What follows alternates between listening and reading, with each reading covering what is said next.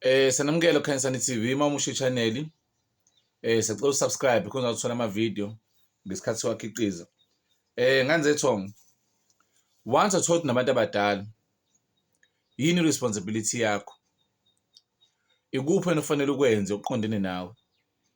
One, enza sure ukuthi abantu abadala bagezekile ngokweqiniso ngendlela. Bonke abanegazi la emzimbeni wakho, ngamanye amanzi abane-DNA la emzimbeni wakho. Enza sure ukuba bagezekile. Mase ukwenzile wenze sure bacele uxolo. Nezinto abakukhombisa zona uyazithenga ngoba isikhathi esiningi lezi zembatho abakukhombisa zona namashoba nayo yonke into isuke ifanele ivikele isibusiso ozosithola le phambili. I-uniform yakho le ufanele ungabulwa ngayo mase kukhona izinto ezokuhlasela. Ngoba khona imoya ekulinda ethi hayi ngizomlinda azathenga imoto mase ngilwa naye. So baye baqale bakunike ihawu kuqala. So kubaleke uthole lezi zinto zabo. Two, abantu abadala njengoba isikhathi esiningi bengeke bakhulume ngey'ndaba zabanye abantu, bengakutsheli ukuthi bona bafa kanjani and yini ebabuyisile. Akekho umelaphi wendabuko ozofosa ithongo lakho likutshele ukuthi lafa kanjani, likutshele ukuthi libuyiswa yini. Phela ngaliklina livulele ithuba enze sure ukuthi imoya yakho i-aligned, ngamanye amazwi iqondene kanje, ikwazi izikhulumele yona ngesikhathi esithandwa yiyona, hhayi esithandwa uwena. Manje isikhathi esiningi nje before ukuthi uzobeza nje physical, uzobeza bekhuluma nawe endlebeni noma uzobona ngamehlo, baqale bakukhombise ukuphela kwabo nokuthi kwenzekani. Uma bengakukhombisi lokho, i-choice abantu bakini leyo. Okubalulekile wena bahlambulule ngendlela.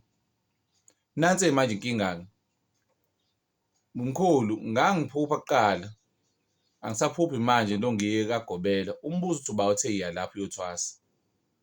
Ngoba idlozi lizoqhubeka likukhombise noma likuthwasise ngokwamoya uma ukuthi leli lithanda ukuzenzela. Uma ngingashongo ukuthi mntanami uzosifica kasibanibani ila sikulinde khona le emasangweni kaNgcongo noma kaShezi noma kaNtuli noma kaBaba, uyaphi lapho wena?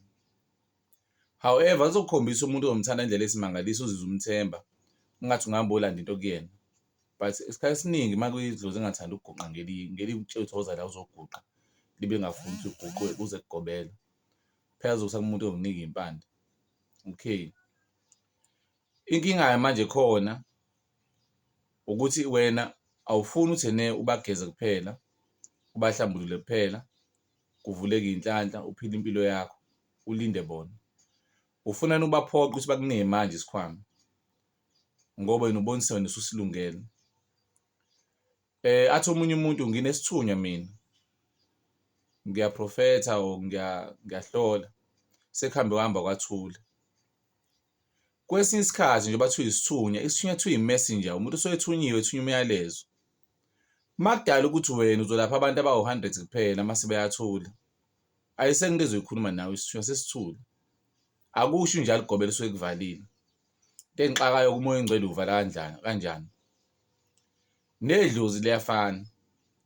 Wahamba uzifaka ey'ndaweni la bengashongo khona, bayaduba bahambe, hhayi ngoba usuke uvaliwe, wena usuke waya lapho ngenxa yokuqina noma yokuphapha, noma mhlawumbe Nkosi yami ubusuyiswa ngoba ukugula, wabona ukuthi ayisento engizoyenza. Sam-understand-a lo ukugula ngoba usuke segula ngempela engaziwa ukwenze njani, athole umuntu omubi azodlala ngaye. Isikhathi esiningi idlozi liyathanda ukuzenzela, lifuna ukuholwa ingane, lifuna ukuthi lizibambele yona. Ngoba uma uyingane engezwa, ufuna ukwenza yonke into ukuthi baforce abakhulume, bathula the more. Uyangizwa? Kubalulekile-ke ngicacise lokhu. Ingakho phela abantu abaningi abaya ephehlweni bakhokha o-80,000, 30,000, 40,000, bathembise ukuthi bazohlola babe yiyona yonke into. Useyaphetha lithule idlozi, useyaphetha sithule isithunywa. One, manje ugobela useyaqala usefaka iy'gobongo lezizwe. Yingakho phela la ko-YouTube benitshela ebusweni ngqo. Into engixaka bayanitshela la bantu, bakunika iy'ngcabo zokubhula, bakunika iy'gobongo noma izizwe zokubhula, Uzidingelani lezo zizwe noma lezo poki uma ukuthi abakini bazokhuluma nawe? U-80% abantu mina sengibalaphile esengibalaphile noma esengihlangane nabo banamathongo nje ama-bodyguard ezempilweni yabo nje just as i-bodyguard, hhayi ngoba azokhuluma nabo. Yazi i-bodyguard liyakwazi ukuma eduze kwa-president lingakhulumi nje naye, liyimele nje livikele impilo, lilethe iy'hlahla livike nje kuphela. Manje wena ufuna ithongo eliyi-bodyguard likhulume nawe ngoba likukhombisa izembatho. Wena enza sure ukuthi usuphuze wonke amaphilisi, wonke amagobongo. Uma bekutshela unabalozi, lithole phela negobongo labalozi ngokuhluka kwawo ngoba maningi alilodwa. Nesithunywa maningi alilodwa, wathole wonke uma ungazi siphi esingibethe. Uma nomndawo, thola phela ukuthi wenziwa kanjani. And isikhathi esiningi uma kuthi uze ngenhlanhla, bheka ukuthi yini ekukhubazayo inhlanhla leyo mndawo. Uma uze ngokusebenza, awukukhombise phela ngesikhathi esithandwa uwona ngoba ngeke uforce ukugobela. Omunye umuntu athi ngihambile ngaye ephehlweni, ngafika ngabhula ngahlola ephehlweni ngoba phela ubudlelwano ligobongo kunezizwe nje. Yingakho ufike ephehlweni ufike wabhula mase ufike ekhaya ufike wathula izinto. Noma wafika wasebenza ekhaya mhlawumbe lezo nyanga ey'ntathu kwathula izinto. Linda abantu bakini. Wena uma uthole impilo, kwavuleka iy'nhlanhla, wakhulisa iy'ngane, wathola umuntu awuyifisa, linda bona. Ngoba ngeke ungitshele ukuthi khona ukugobela la uzokufosa abantu bakini bakutshele bafa kanjani, bakutshele sesiredi qala umsebenzi. Ngoba bazokutshela kanjani iy'ndaba zabantu ey'julile ezakini ungazazi. Awazi nokuthi ubani ukhokho kumbethe, uyaqagela nje, uzwa ngabantu, abakutsheli ngani wena igama labo. Abanye beni amadlozi nawo akafiki kuwena athi mina ngumkhulu usibanibani. If mina ngakutshela mina ngumkhulu usibanibani, ugogo usibanibani, bengakhulumi kanjalo. Udinelani-ke manje, udinela umelaphi wendabuko ukuthi abakutsheli ngoba phela abakini abazodicide bazokutshela nini. Wena enza sure ukuthi ubatholele iy'mpande ezi-right ezi-clean, ungabafaki endaweni eyingozi ezobakhubaza kakhulu. Ubange ijeni yabo ya-1 year ibe u-6 years ngenxa yokuthi uhamba ungena emaphehlweni. And abantu abaningi la amadlozi akhona manje awave ehlakaniphile, athanda ukuzenzela. Le ndaba yoguqa kugobela ngiyazi thina eniyithathaphi. Kwakulungile-ke angifuni ukulwa nokugobela ngoba vele phela bakhona abadinga ungibaguqa. Kodwa idlozi fanele lisho lithi la uzongifica khona la kasibanibani. Likhombise futhi ngisho nomuzi mani ukwazi. Ngoba uzogcina ungena ey'ndaweni ey'rongi bakunike iy'ngcabo zokubhula. Futhi ngidinwa yilabantu abangifonela bathi mkhulu, uyakwazi ukuvula inhlanhla? No, ngibuzisa mkhulu, uyakwazi ukususa into evala inhlanhla yabantu basekhaya abangizala nayo? Into eyinkinga awufuni ukusiza abantu bakini. Ufuna inhlanhla, awunendaba nokuthi uyithola kanjani, noma uyithola uyipoki awunendaba. Ongazi kusasa mase zisuka lezi iy'poki i-consequence yini, umphefumulo yini. Ngoba baningi nabantu la bathi balahla iy'lwane, athi umuntu ulahla isilwane kuphela u-3 months umuntu ashona ngoba sixhumene nomphefumulo wakhe. Athi umuntu ulahla idlozi elibi kanti lona lizogada impilo yakhe, phela befanele lilungiselwe. Yebo, ngiyakwazi ukulungisa idlozi elibi. Kufanele sibheke phela ukuthi yini elenza libe libi. Uyazi idlozi la ngingakwazi ukuba nengane uma ilakungena, yes, in the physical nawe kwenzeka ukuthi ungakwazi ukuba nengane, but most of all ngoba lingazali not giving birth, uthola ukuthi ayikho nje into ephumelelayo empilweni yakho. Kuvaleke kuthe ngci. You are not giving birth to prosperity, you're not giving birth to impumelelo. Akuphumeleli to a point ukuthi ungambishi nengane. Hhayi, angingabi mude. Ngizama ukutshela i-responsibility yakho ukuthi wena ukubageza ubahlambulule kuphela. Ngoyeqiniso. Uma wazi ukuthi uthole igobongo lemimoya, imimoya phela mningi, lithole lelo gobongo. Uma usutholile, asihlunge phela. Uma usuhlungile, dlisa leyo moya leyo mpande leyo. Uma siyidlile leyo mpande leyo moya, uyeke uzenze ngesikhathi osithandayo sona ukuthi ukhulume nawe ngoba kuwena phela uyivusile. Hlale ngisho lento. Uyangizwa into engiyishoyo.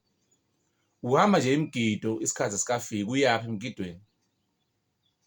Uyaphi? Uzugangeke kogobela uyaphi? Uyaphi uzela uyaphi? And enye into eyinkinga la, yabo la edlozini ayikho into ethiwa integrity. Into yokuqala idlozi ezizoyenza noma isithunywa esokopela lenze uNkulunkulu kuJob. UJob uNkulunkulu abulala yonke into, imfuyo, umkakhe, iy'ngane zakhe. Uyazi wakwenzelani lokho? Engenzile lutho uJob, emhlonipha uNkulunkulu, emsaba, imphakamisa kodwa uNkulunkulu wathi Sathane abulale yonke into yakhe kodwa agcine impilo yakhe. Uyazi wakwenzelani? Wayemthesta ebheka i-integrity. Into eyinkinga nayo integrity la, unogobela abawu-5 ngesikhathi esisodwa. Ufonela nkhazimulo, ufonele omunye, ubhekela komunye, ugxeke lokhu, ukhomperishe. Umuntu ongazazi ukuthi uyaphi. If you do not know who you are, lokusiza kanjani idlozi lakho? Ngoba unokudideka. Uma ufika kuloyo muntu owugobela ehamba ngephesi encane, uyazi yena ukuthi indaba ihamba ngephesi encane. Noma ufuna uzebhoboke isikhwama esinezithwalo esiney'lwane ongeke ukwazi ukuthi wena usebenze ngazo ube ufuna isikhwama. Mina mawuza kumina ngizokushintsha impilo yakho ukuthi ime ngendlela abantu bakini abangitshela ngayo, kodwa kubalulekile awukube umuntu phakathi kwabantu uphile, ungahlukunyezwa abantu bangaxabani nawe, ube ne-relationship e-right, ube nomsebenzi o-right uphile. Konke okuye kuzobe ezandleni zabantu bakini. Anikufuni-ke lokho ukuthi impilo yakho iphethwe abantu bakini. Ngicabanga ukuthi iphethwe ogobela. Mina impilo yomuntu kufanele ayibheke ngaphambi kokuthi kumina ibinjani, noma sesisukile kumina sinjani. Kaye bengakubingeleli abantu. Kaye bengakuzwa nomkhulu unesicwancwane. Sekujikile lokho. Sebeyahlala nawe, sebeyakwamukela. Akukwanelisi kodwa lokho ngoba wena ufuna ukubhula.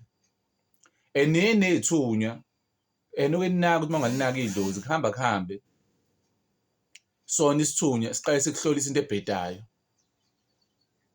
Sakuhlolisa into ebhedayo uthola ukuthi ukhona kule masonto la enwathandayo.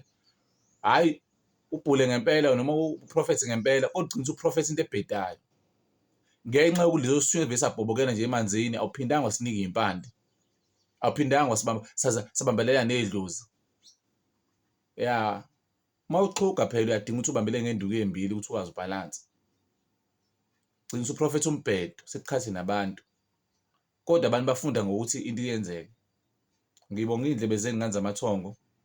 Awukubheke nje impilo enenjabulo idlozi lifisa ukukupha yona, because the first thing umzali afisa ukuyipha kwingane injabulo. Alijahile ukugcinazela nge-burden ngomthwalo wey'khwama. Uma unedlozi eliyi-bodyguard kuwena mase ukhala uthi indaba engaprofethi, awukulinde. Lilinde iminyaka emingakanani ukuthi wena uzodecide ukuthi uhambe lolu hambo. Amakhosi amakhulu.